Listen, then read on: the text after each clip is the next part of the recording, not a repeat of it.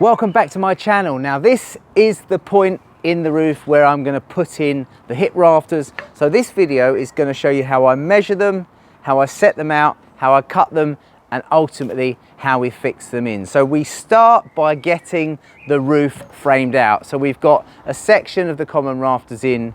We've obviously got the crown rafter in, which comes against the end of the ridge, and that forms the basis of the hip end. Okay, so the next thing I'm going to do is prepare the plates. Now what we want to do on the plates, this is something which is very straightforward, is we're going to mark with my pencil. I think it jumped out of my pouch. Here we go.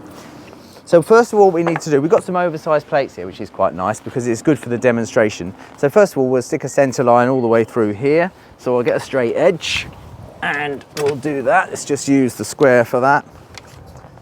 This will work on any size wall plate, 4x2, 8x2. Effectively, that is the center of the hip, of course. But what we don't want to try and do is put a bird's mouth with a funny cut on it. So we're going to actually take that off. So if I offer a section or the thickness of the hip that we're using, and I'll just put a little line here, a little line here, and that here is what I'm going to cut off. Okay. So if you like, I'm going to be taking this off. And that enables me to just put a normal bird's mouth on the timber. So I'll take that off, I'll take a little bit off with the skill saw, and then I'll finish it by hand. So that's the first job, is getting the wall plate ready for the back of the bird's mouth.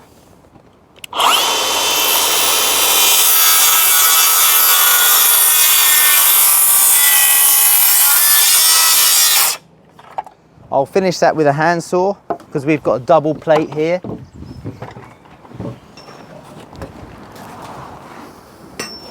Let's come around this way so you can see what is going on. Bit awkward, but it's never. I've had it worse.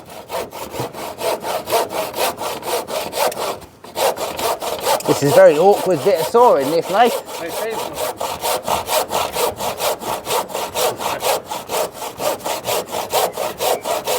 Right, there we go. And we're also going to be taking a little bit of this block off here, and I can do that just by running the saw down like a chisel and losing a little bit of that. So that's that. So that's the first step. The next step is mark the top. So using the same piece of timber, this is an offcut of the material that we'll be using. I'm going to go and mark a shoulder on the top here. The same thing, I'm going to offer it in line where the hip will go, and I'm going to put a mark on either one of these rafters, here and here.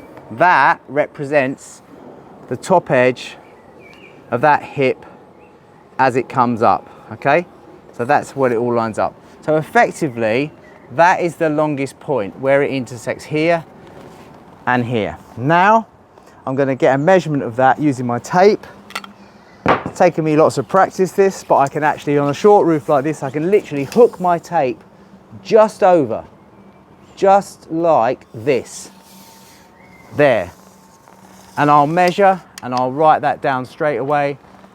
And we've got 3 meters, 457. So 3 meters, 457. So that's effectively marked and measured. First rule of carpentry, run the tape back over it and measure it again, just in case you wrote the numbers the wrong way around. I've done it loads of times. You go and spend 10 minutes cutting the timber and it's wrong. So hook it over there, 3 meters, 457. So I'm pretty happy with that. So now we've got that, I'll write that down and we'll take that downstairs. But before I do that, I'm going to show you how I set up the angle. So if you've seen in the previous video, using the roofing square, you don't have to use this particular roofing square. Lots of squares will have a function to set up at an angle. Okay, all you need to know is that even though the roof is 37.5 degrees, the hip rafter will not be 37.5 degrees. It's going to be shallower because it's longer. So what we do in that respect on this square is we've got another mark which says hip or valley. Okay, a hip and a valley is exactly the same thing, and then we'll bring that to hip and valley, and then we'll bring the top to 37.5. That is it. hip or valley, 37.5, lock it off, and we are good to go, okay? So now we'll take it down and we'll cut that in. Okay, so I've got a couple of the old joists which will be perfect for these hips.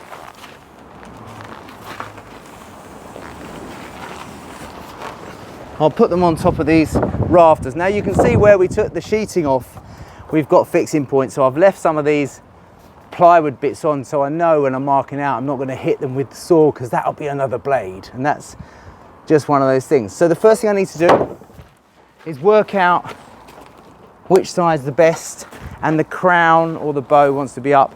So this is the one I'm going to do. So I've set my square up, I've got the right angles, and the very first thing I need to do is cut the end of the timber. The end of the timber is the bit that's going to go up to the top. So you can cut the foot cut first if you want, or you can cut the top. In fact, let's cut the foot cut first. It might be a bit more easy to understand. All we need to do is make sure our drop or soffit cut is already incorporated here, and that the bird's mouth, the backing of the bird's mouth, is exactly the same as the rafters. Now, this is the bit that you really need to concentrate on. So first of all, I'm going to mark my foot cut, my seat cut, which is exactly the same on the rafter as that. Then I want to mark a second line parallel to that, which is exactly the same distance as the rafter. There's the wall plate, that's the soffit level, so I need to be from there to there. So if I just transfer across this mark here, what we want, our drop is 112, so we'll go and mark that on the other end.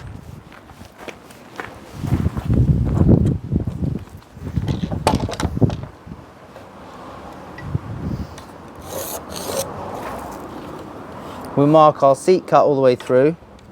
We'll come up 112, which is 112 on the square here. That is effectively the wall plate level. We'll put another mark through here.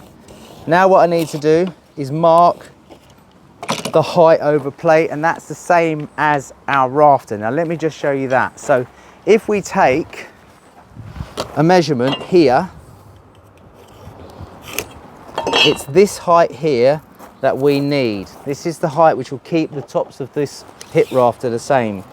So we'll bring the tape in and we'll measure that, and it's 125 millimeters from there to there. Okay, not this way, you don't want to measure that way, it will be wrong. It's 125 millimeters. We'll transfer that down here. So this, I will use the square and I will offer it on until I can measure at the correct angle 125 there. That is effectively my bird's mouth right here. Foot cut, bird's mouth. Now when I chip that block work away, our two plates, we've got 46, 46, we actually just about avoid it. But if you've got a single plate, that would be masonry now. So we now are going to cut this, and we're going to cut this, and that's the first job. Won't take a second.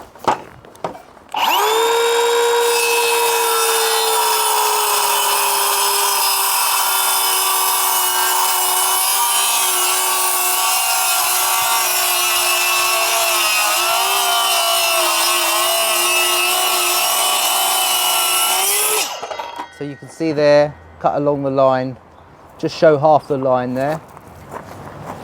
Now we'll cut the bird's mouth out. There's no nails or screws, this is a second-hand piece of timber, perfect bit of timber.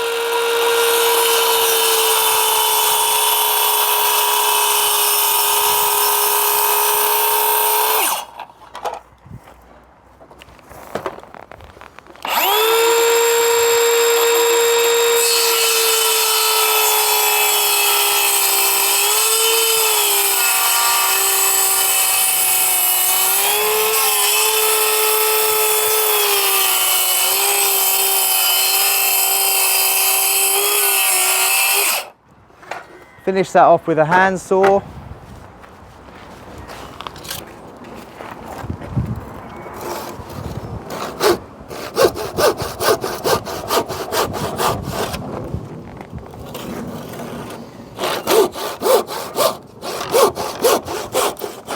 And there we have the foot cut of the hip, seat cut for soffit, bird's mouth for plate.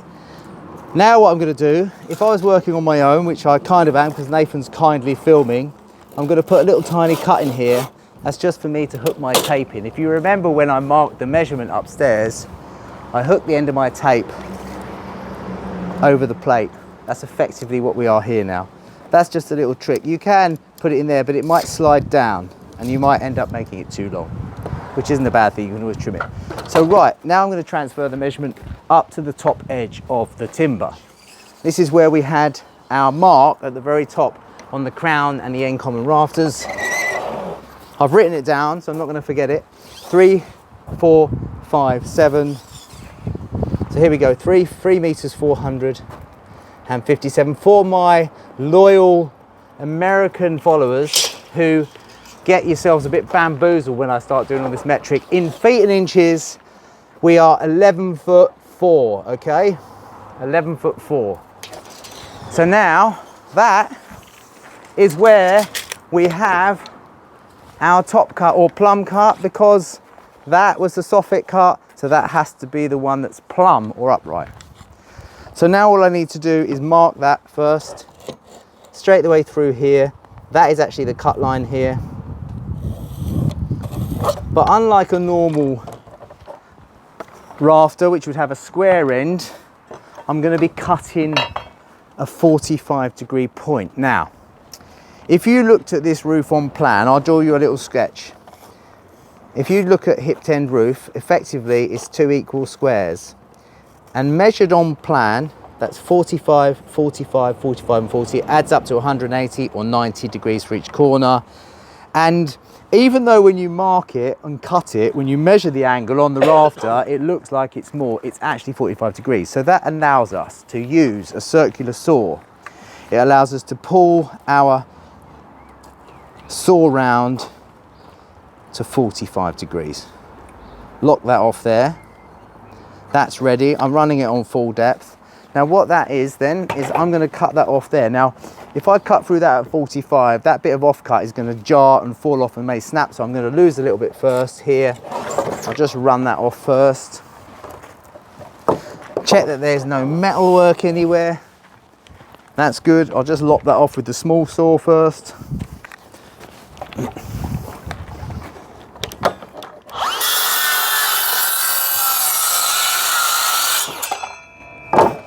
Now, I'm going to put this first cut in, but before I do that, I need the mark on both sides. So I'm going to transfer it over at 90 degrees. And I'm going to mark the other side as well.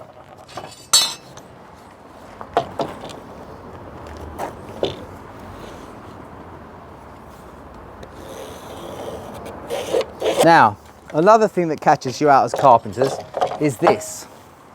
Where you've got timber, it's always sometimes got a cup in it like this, so there's a gap under the middle here.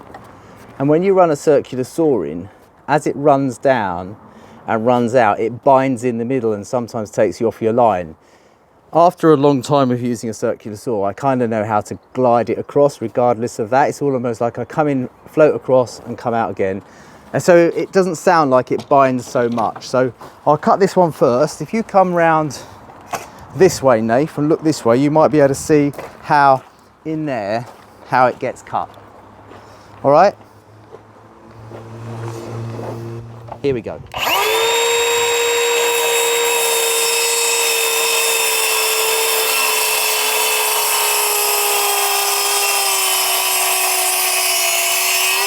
So I'm gliding at the moment. I've just got this held up a little bit, and normally it would be binding by now, but it should come out just perfect.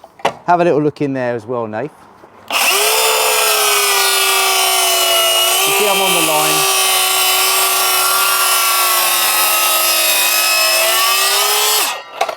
So that's half of the cut done. Perfection. Now we're going to spin it over. A little bit more tricky on this side.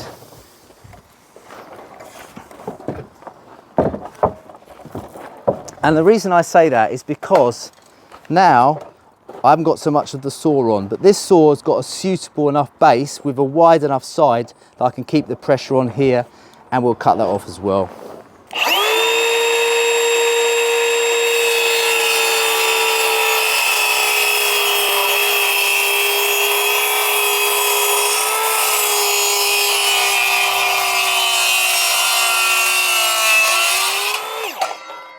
So that is the hip rafter ready, okay?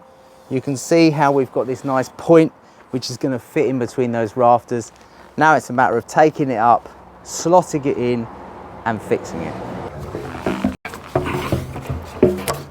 Right, I'm going to take a couple of these little bits of, I've been hooked up by this, there we go, by our door. Right, I'm just going to take off the top of this. I've got these little brackets here which used to be holding the lights up on the ceiling.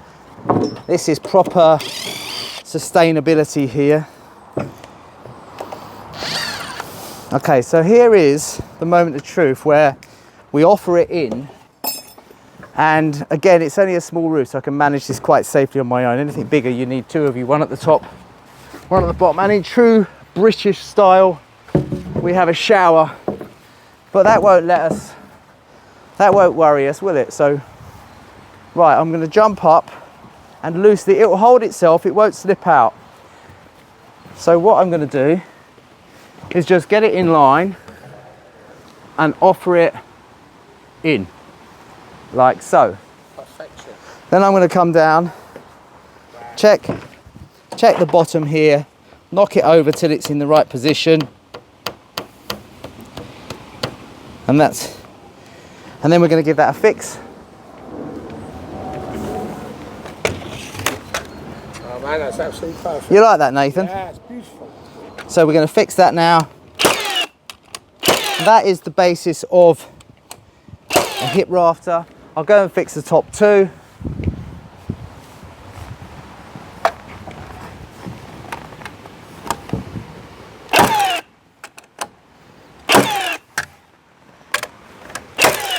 All right, so that was it. That's how I cut, measure, mark, and fix a hip rafter in the sun, in the cloud, and in the rain. Thanks for joining me. I'll catch you all again soon.